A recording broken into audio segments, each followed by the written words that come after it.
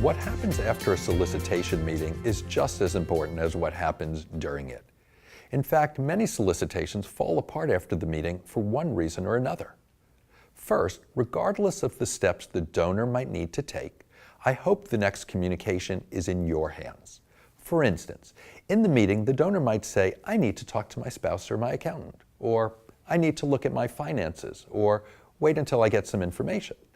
The donor may graciously offer to contact you in 2 or 3 weeks. I hear that a lot.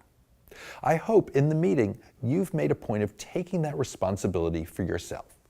When a donor offers to contact me in 2 weeks, I say, thank you, but why don't I put that responsibility on my shoulders, and I will contact you then.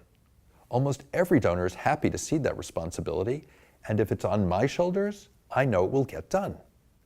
Immediately after a meeting, the donor should be contacted to say thanks. This might be an email, a text, or a very quick call.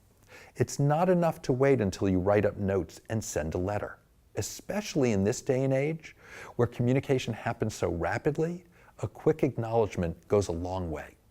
Speaking of notes, you need to write down what you learned immediately so you don't forget it.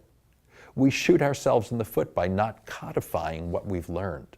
Then we waste time recreating the wheel and asking donors the same questions time and time again, and imagine how it makes them feel when we don't recall what they've said. We've got to let everyone know what happened during the meeting, such as other people with a connection who might be cultivating the donor along with you. That way, we're all on the same page. And perhaps nothing is more important than knowing what the next step is. We always need a next step for every donor. Are you following up to send out material? Are you sending out a formal thank you note or pledge letter?